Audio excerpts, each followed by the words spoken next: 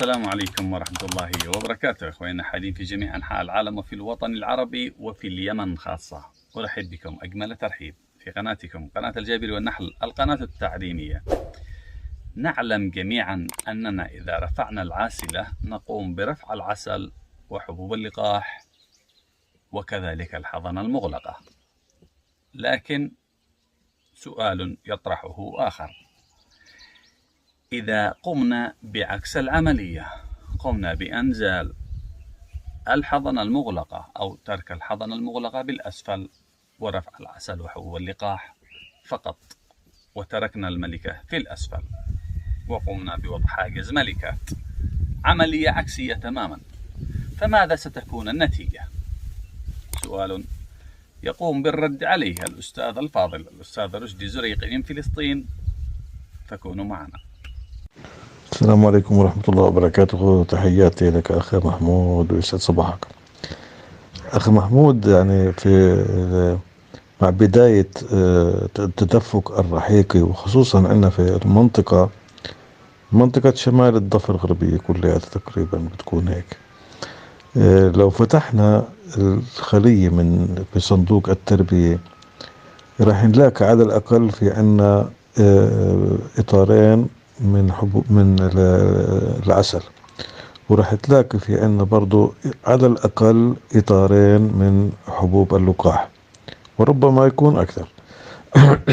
وراح تلاقي الإطارات الباقية اللي فيها الحضنة في عليها تقريبا يعني ربع الكرس بيكون عبارة عن هلال عسلي، وبقية الكرس بتكون عبارة عن حضنة. يعني باختصار، لو أنه قلنا أنه عدد الإطارات في الطابق الأول 10 وشلنا منها 2 عسل و2 حبوب لقاح، بيصفى عنا 6 إطارات. وبما أنه في عنا هلال عسلي، هذا الهلال العسلي قد يكون ربع الإطارات أو ثلث الإطارات. في هذه الحالة بيصفى عنا حقيقة المساحة المفتوحة أمام الملكة حتى تبيض فيها، بتكون هذه المساحة تساوي مساحة 3 أقراص أو 3 إطارات أو 4 إطارات على الحد الأقصى. برضو لو قلنا إنه في الإطار الواحد أو في القرص الشمعي الواحد في عنا تقريبا يعني 6000 6500 أحيانا 7000 عين سداسية، فبكون إذا ضربنا هذا الرقم في 4 اللي هي عدد الإطارات اللي ممكن إنها تكون يعني مهيئة إنها الملكة تبيض فيها، فبكون في عنا تقريبا يعني حوالي 22 ألف 24 ألف عين سداسية بتقدر الملكة إنها تضع البيض فيهن. وهذا العدد يعني بيكون مناسب في وقت تدفق الرحيق. يعني ما بدنا احنا في وقت تدفق الرحيق ما بدنا حضن كثير، وبدنا نضيق على الملكة، ما بدنا نفتح للملكة تبيض، لا بدنا نضيق على الملكة في وقت تدفق الرحيق، لأنه الحضن القوية في الخلية معنى ذلك استهلاك الزائد للرحيق ولحبوب اللقاح.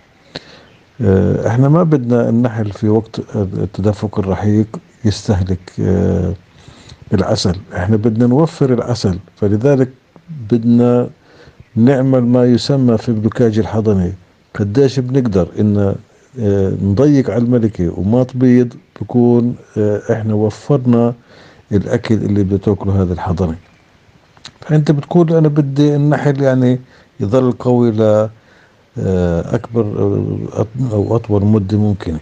يعني احنا خلينا نحكي في منطقة شمال الضفة الغربية اللي تعتمد على موسم الرباط، وبعد موسم الرباط بضلش عندنا شيء.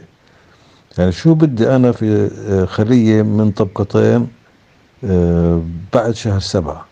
يعني ما بتكلفني، ما بستفيد منها الا انه بده يصير في عندها استهلاك قوي جدا للعسل، وهذا الاستهلاك انا بدي اضطر اني اعوضه بالتغذية السكرية.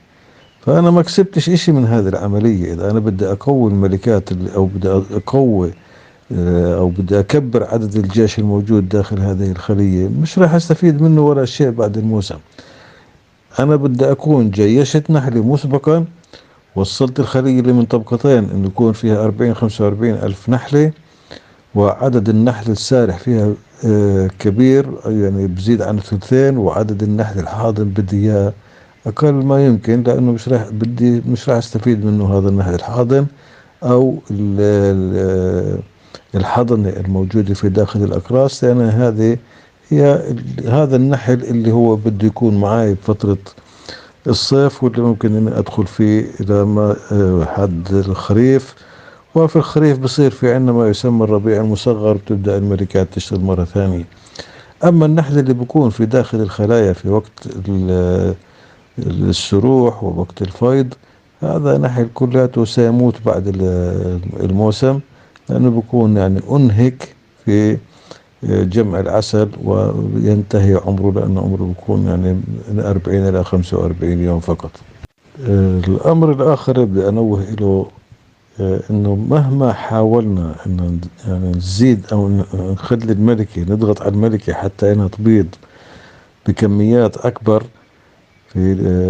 في بداية الموسم، يعني مش رايحين نقدر. يعني الملكات دائما في بداية النشاط أو في بداية الانطلاقة الربيعية، اللي هي بتبدأ عندنا تقريبا من بداية شهر 2، بتبدأ تزيد في عدد البيض. يعني نفترض انه كانت بيض الملكي مثلا 100 بيضة في اليوم، بتصير مثلا 200 300 400 500، حتى توصل الى مرحلة انها تبيض مثلا يعني 2000، ربما تصل الى 2500 بعض الملكات، ربما يقال انه بعض الملكات بتبيض 3000 بيضة في اليوم.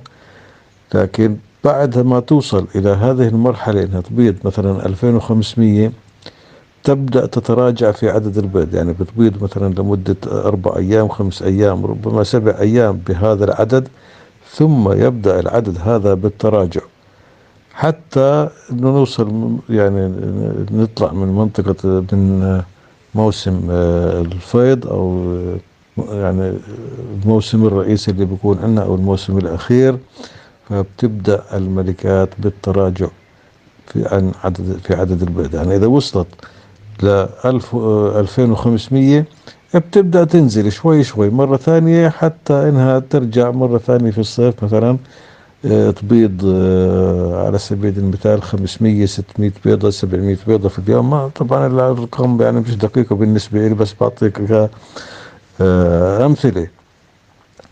فالخلايا اللي تم تنشيطها بتنشيط مبكر، وبعضت عندنا شهر 2 وشهر 3 وشهر 4 وشهر 5 وشهر 6، بتكون يعني هاي 5 شهور بتكون يعني استنزفت طاقتها في وضع البيض، والمبايض بتكون عندها تعبت، ولابد إننا نعملها فترة ارتياح حتى إنها لما تعود في البيض مرة ثانية تعود بنشاط وبقوة مرة أخرى. أما الملكات اللي بدنا نستنزف طاقتها ونضلنا نعطيها فيتامينات ومش عارف إيش ومقويات، راح نستنزف كل طاقتها، وراح يعني الموسم الثاني بتكون عندنا هذه الملكات ضعيفة. ففي الوقت اللي بتكون فيه ما في عندنا مراعي، والأجواء حارة،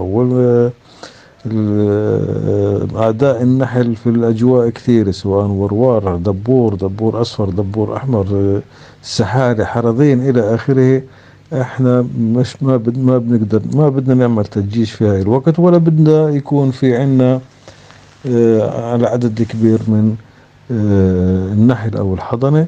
يكفي انه في الخلية يكون في عندي 10 اطارات مسكرات، النحل محافظ عليهن، يكفي في هذا الحالة. أنا كنحال بقدر اني اقدم لها مثلا كل اسبوع لتر من التغذية، حتى انها تستمر على قيد الحياة وما تستهلك المخزون اللي موجود عندها.